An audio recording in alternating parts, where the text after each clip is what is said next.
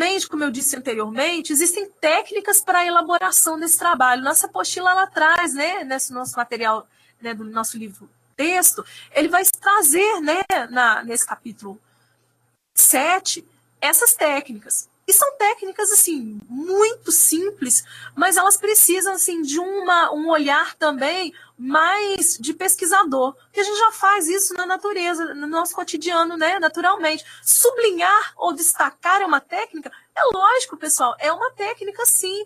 Por quê? Por que você sublinha ou destaca alguma coisa? Porque, primeiro, ela deve ser importante. O problema é que quando a gente começa a ler, e o parágrafo inteiro está sublinhado, né? A gente começa a achar que tudo é muito importante. E, de repente, eu já vi textos que ele estava totalmente sublinhado.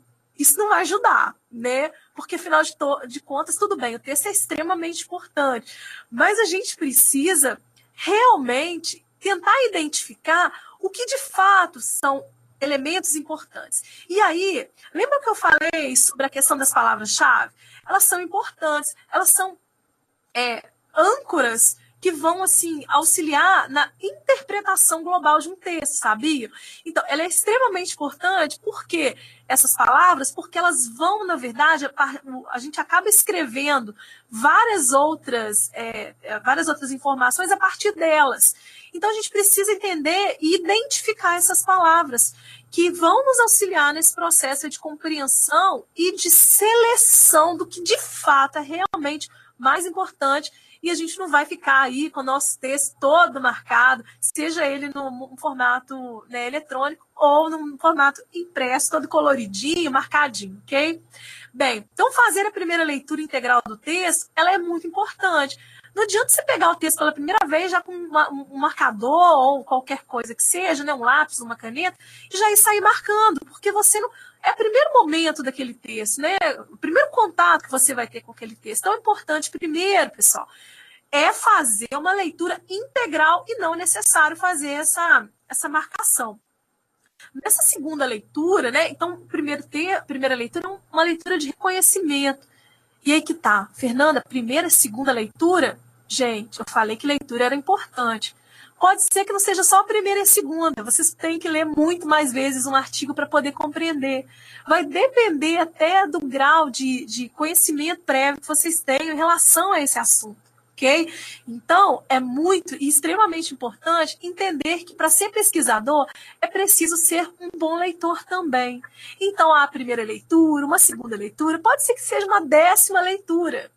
Mas é importante entender que esse é o caminho, né, mais viável para conseguir realmente desvendar os mistérios do conhecimento, da informação, né, de uma determinada área aí que você deseja realmente ser especialista nela. Então, a leitura é importante. Então, essa primeira é só uma préviazinha para você entender sobre o que é assunto, como é que o autor está se posicionando nesse texto, quais são os objetivos gerais específicos, né? Que metodologia ele utilizou. Isso que eu acho que você, na primeira leitura, precisa entender. Ele precisa o quê? Eu preciso entender que objetivos que ele tem, gerais específicos, por exemplo, que tese que ele quer defender, qual a metodologia que ele está utilizando, se ele está fazendo uma pesquisa de campo ou não, se é uma entrevista apenas, se é de referencial bibliográfico, ok? Se essa pesquisa é atual ou não. Então, esse tipo de informação já deve vir na primeira leitura. Então, você vai para a primeira leitura exatamente com essas informações, esses questionamentos para direcionar a leitura de vocês, tá joia? E nessa segunda leitura, né, depois dessa apresentação, aí sim você começa a destacar as ideias principais, as mais importantes, as ideias-chave, os objetivos gerais, objetivos específicos, se tem ou não metodologia, ok? E aí, a partir daí, dessa segunda, se você entendeu muito bem, você já pode partir para outra fase, que é destacar passagens importantes, com traços à margem, por exemplo, chaves, do jeito que vocês acharem mais importante, fazer considerações, né? A gente brinca que um bom pesquisador, ele é um artista também, o texto dele está emoldurado, do lado está sempre escrito, bom aluno também, né? Pelo menos aquele que se dedica e aprende dessa maneira, ele vai estar sempre com um caderno ou com a apostila, sempre bem escrita, ele vai estar com vários detalhes, porque isso vai auxiliar depois ele lembrar, nossa, né, que é outro problema, né? Então a gente precisa auxiliar, porque memorizar também é difícil, tudo, né? Então, se a gente tem gatilhos que nos auxiliam nesse processo, vai ser muito melhor, né, a nossa compreensão global do texto, ok? Então, a gente deve destacar as passagens do texto com traços a margens, assim, indicando também as nossas dúvidas, porque é necessário ter dúvidas. Será que nós vamos entender tudo, exatamente tudo? Será que nós vamos precisar nos debruçar em outros referenciais, buscar professores, né, buscar outras pesquisas para poder nos fazer entender aquilo? É importante também, assim, não parar o texto. Quando eu falo de interrogações, às vezes não só no plano das ideias, não. Às vezes você não entendeu aquela ideia. Mas às vezes tem algumas palavras que vocês nunca ouviram falar. Mas o que eu aconselho, e que não somente eu, mas os teóricos nessa área, aconselho é que você faça a leitura global. Porque às vezes dá para entender no contexto aquela palavra ou expressão que você a priori não conhecia, tá? Se caso isso não aconteça, depois você deve procurar, evidente, o sinônimo, né, o significado daquela palavra, até porque isso é muito importante para o enriquecimento, né, seu pessoal, né, linguístico. Então, é importante, como eu falei, fazer essas marcações de interrogação, de dúvidas em relação ao que você tem, né, de conteúdo, de ideias ou de linguagem, né, de alguma palavra, expressão, de terminologia, para depois você se debruçar. Mas não para a leitura, não. Deixa ela fluir, faça até o final, porque pode ser que no próximo parágrafo, por exemplo, eu já consiga compreender pelo contexto, ou porque o autor, né, um pesquisador, um bom, né, redator de um texto científico, ele vai nos auxiliar também na compreensão, porque o objetivo também do texto científico é ser claro, ele ter uma linguagem clara, objetiva, e fazer com que o leitor consiga conduzir o processo, né, de compreensão do raciocínio. Então, ele pode estar explicando no próximo parágrafo. Então, é muito importante, aconselhável, não interromper essa leitura, fazer essa leitura até o final, para que a gente possa, de fato, aí, ter assim, oportunidade de compreender pelo contexto. A leitura é muito importante, né? Bem, reconstruir o parágrafo com base nas palavras e expressões sublinhadas, eu acho uma coisa muito importante. Então, tá, eu peguei um texto que ele tem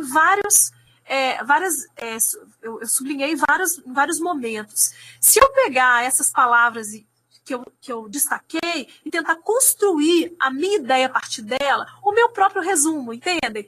Eu vou acabar conseguindo internalizar melhor aquele conhecimento. Isso fica mais fácil para que eu consiga desenvolver. Isso é uma boa técnica de leitura, pessoal.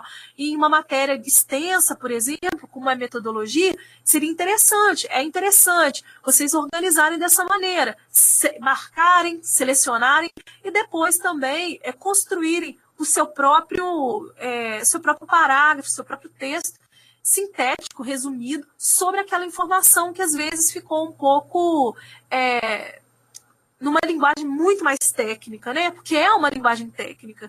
E aí você consegue colocar numa linguagem um pouco mais próxima do seu universo e da sua compreensão, ok? Ciente que quando for produzir o texto científico, essa linguagem ela precisa ser um pouco mais apurada, como a gente já falou anteriormente. Bem, além da questão, né, do sublinhar, como eu falei, outra coisa que a gente faz muito, né, não é nem assim, novidade para ninguém, é o esquema. O esquema é o quê? O esquema é a organização mental do texto. Existem esquemas muito modernos hoje que são chamados de infográficos. Os infográficos, eles são exatamente numa linguagem não verbal, isto é, só com imagens, eu vou construindo uma linha de raciocínio. Né? Então, eu construo um texto inteiro apenas com imagens. Isso é uma das possibilidades hoje que a gente tem na comunicação, no jornalismo, né? Nos textos informativos, na publicidade, até em textos técnicos, a gente pode usar os gráficos, né? A gente vai estudar sobre isso, a importância dos gráficos, das tabelas.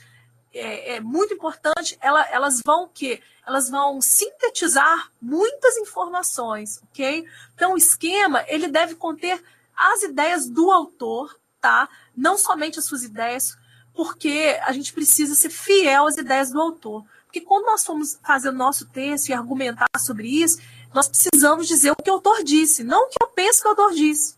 O autor disse isso, então tá. O esquema auxilia, na verdade, nesse processo. Ideia principal e detalhes importantes que a gente precisa esquematizar. Então, abre lá, né, uma chavezinha, um colchete, como vocês queiram fazer, e possam, que nosso material texto também tem alguns exemplos de esquema, vocês também, com colchetes, com parênteses, com setas, fluxogramas, fica a critério de vocês organizar o esquema. Eu acho que o esquema tem que estar muito próximo ao meu conhecimento, ao meu entendimento também, senão fica uma coisa um pouco difícil depois de você entender, porque às vezes o esquema é só a gente que entende, né? E ele precisa também ser compreensível depois para que você possa utilizá-lo no seu estudo. Não é uma coisa que é praxe mesmo, então os teóricos nos indicam isso, para a gente não alterar a ideia do autor. A gente não pode fazer isso. Se a gente está lendo aquele autor, se a gente precisa dele para argumentação, como eu estou falando, né, bastante, não, a gente deve manter as ideias desse autor para que eu possa, de fato, né, conseguir fazer esse processo argumentativo. Né? Partir inicialmente das ideias mais importantes, para construir a estruturação lógica disso. A gente tem que partir das ideias mais importantes, né, quais são as ideias importantes, as ideias gerais e as especificações, a gente vai organizando. Então, se a gente for pensar no esquema da matéria aqui, por exemplo, das técnicas, como é que a gente poderia colocar? Eu poderia fazer um esquema colocando texto científico, e eu coloco uma linguagem denotativa, e a técnica de elaboração, eu posso colocar uma chave e colocar a primeira técnica é a técnica do sublinhado, a segunda, aí coloco uma outra chavezinha, a técnica do esquema, e a próxima técnica que a gente vai ver que é do fichamento. Então, o que nós temos aqui? É um esquema falando sobre a elaboração de textos, né? Então, assim, a gente poderia fazer lá, ó, fazer um desenho bem feinho aqui, mas colocaria aqui a primeira técnica, que seria a questão de sublinhar, né? Vamos lá, escrever o sublinhar aqui. E a outra técnica é a questão do esquema. Então, o que eu estou fazendo? Eu estou organizando aqui. Tá bom? Esse negócio de desenho ficou meio feinho, mas é isso mesmo que a gente vai fazer. A gente precisa de quê? Aqui a gente poderia ter colocado antes aqui, tá? Técnica de elaboração de texto, o sublinhado e o esquema, por exemplo. Na frente a gente pode colocar mais uma seta e escrever quais seriam as características, por exemplo, do que é sublinhar e quais os principais elementos do esquema, exatamente como foi feito aqui. Tá? Ele deve ser funcional e flexível. Você pode fazer mudanças do jeito que você bem quiser. Não existe um formato único para o esquema, não, tá, gente? O esquema é flexível e não inflexível. Então, a gente precisa ter essa possibilidade de brincar, até fazer um desenho esquisitinho assim. Mas ele precisa ser o quê? Representativo. Ele precisa ser o quê?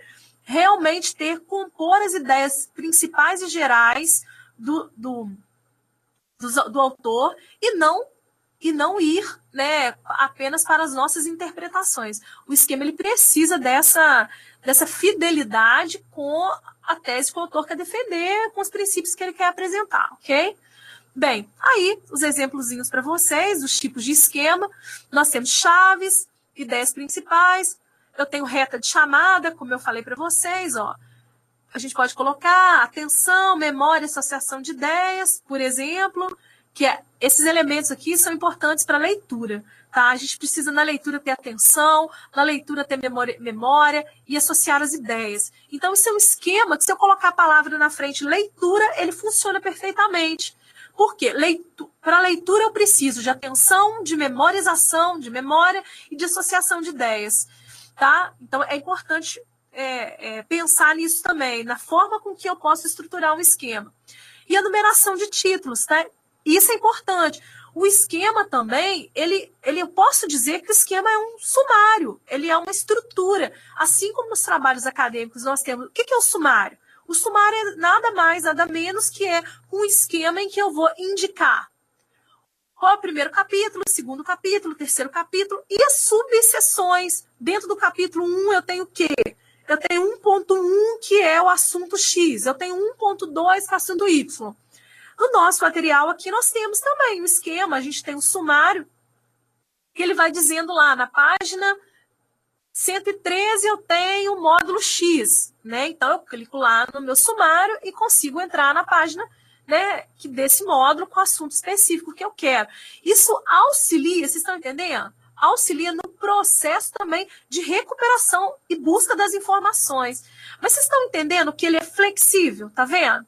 O esquema é flexível. Ele não... Por quê? Porque eu tenho modelos diferentes. Eu posso fazer de várias formas que eu bem achar mais ideal para o que eu pretendo fazer. Ok?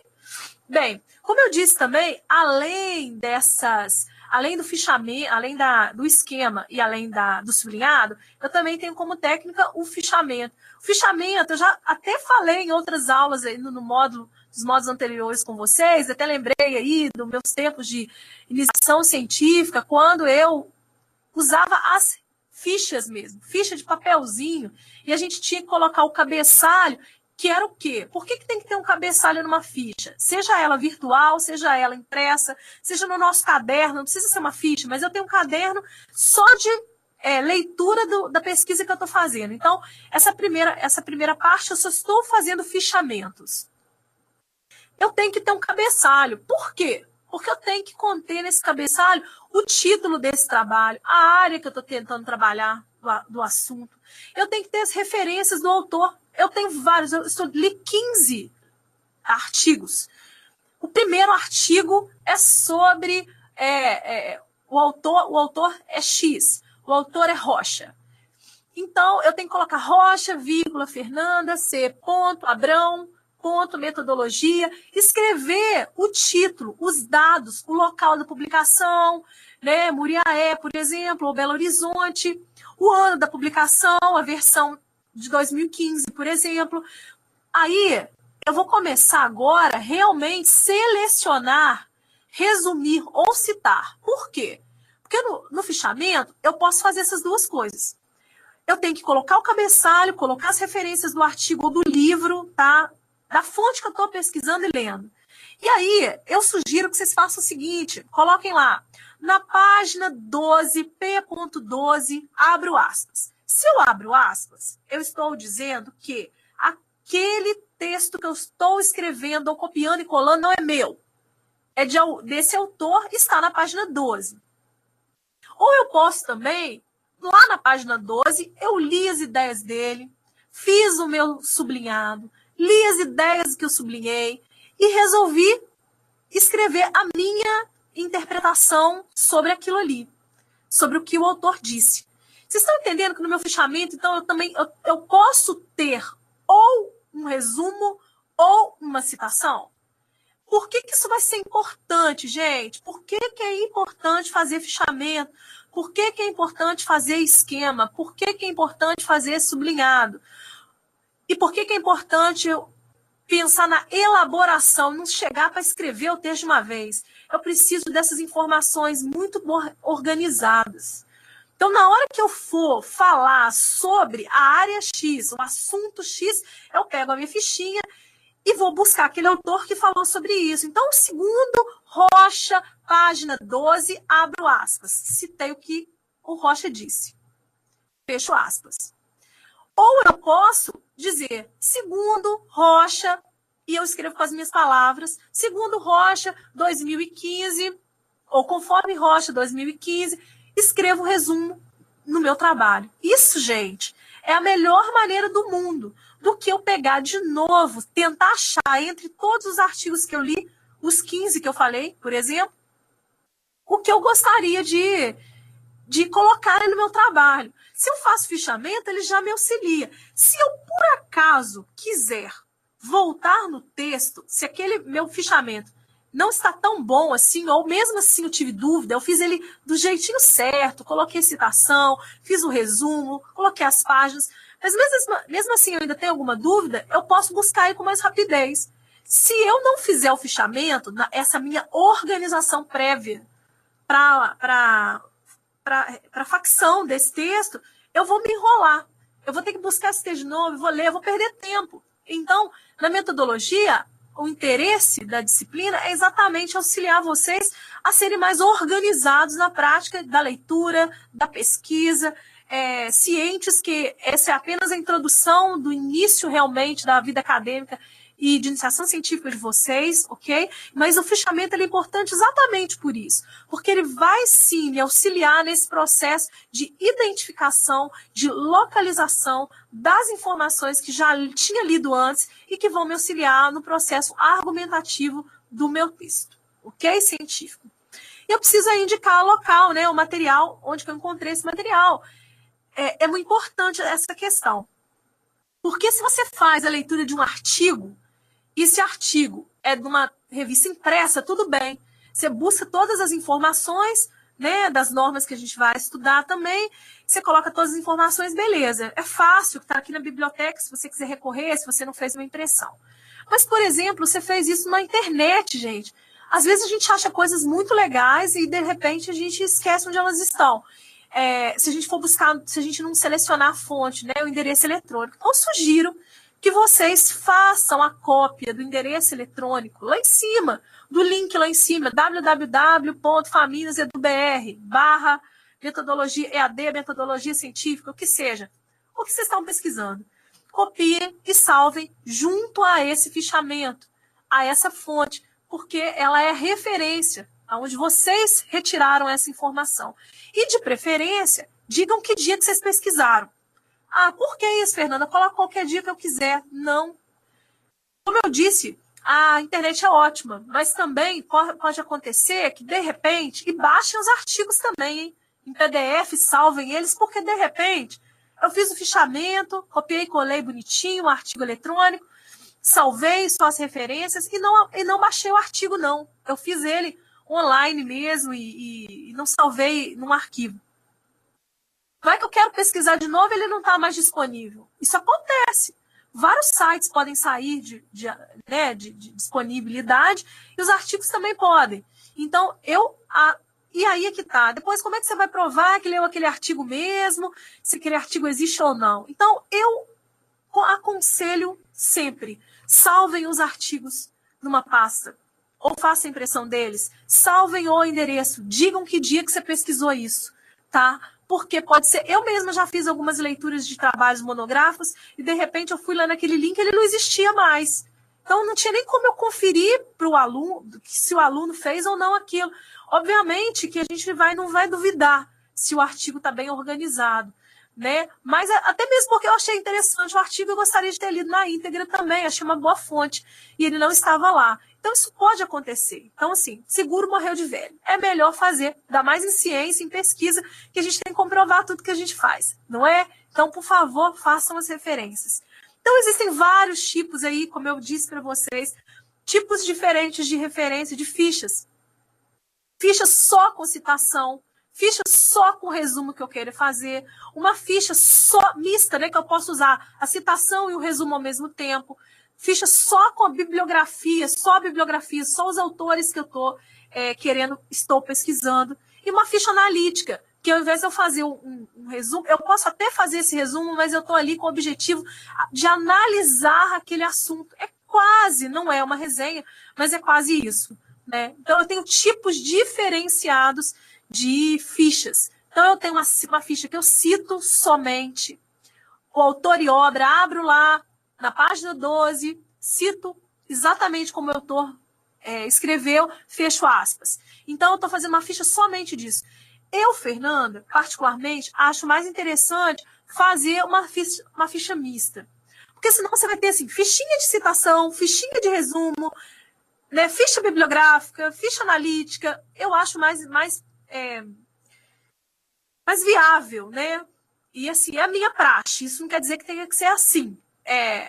Mas eu acredito que a gente faz uma ficha mista, que eu tenho possibilidade de utilizar o resumo ali dentro, a citação ali dentro também, mesmo porque todas elas precisam conter os dados gerais da obra que eu estou pesquisando, e eu preciso referenciar, fazer essa referenciação para que eu não tenha problemas aí depois para ou recuperar a informação ou provar que de fato eu fiz esse trabalho e essa informação é verídica ou não, ok? Então, essas são as maneiras que eu tenho, essa classificação de fichas, que assim, é meramente, né, didática, mas o objetivo maior de falar sobre fichamento com vocês é fazer com que vocês entendam a importância dele. É importante, por quê? Porque eu preciso organizar as informações, eu preciso citar essas fontes para me auxiliar no processo de reescrita do trabalho, do processo de recuperação das informações que eu já li previamente, tá? E é uma maneira de me organizar, né, para que eu consiga ter essas informações aí, conseguir elaborar melhor um texto científico, né, com esse cunho aí acadêmico científico, ok? Bem, eu desejo a vocês um ótimo estudo sobre essa unidade 7. Qualquer dúvida que vocês tenham, postem, por favor, no Fórum Tira Dúvidas. É muito interessante, aproveitem aí e façam um esquema ou um fichamento, ou mesmo que seja apenas sublinhem como técnicas também de estudo desse capítulo 7, porque ele também é muito interessante, ok? Qualquer dúvida que vocês tenham sobre essa unidade, esse módulo, eu estou à disposição no Fórum Tira Dúvidas. Até mais!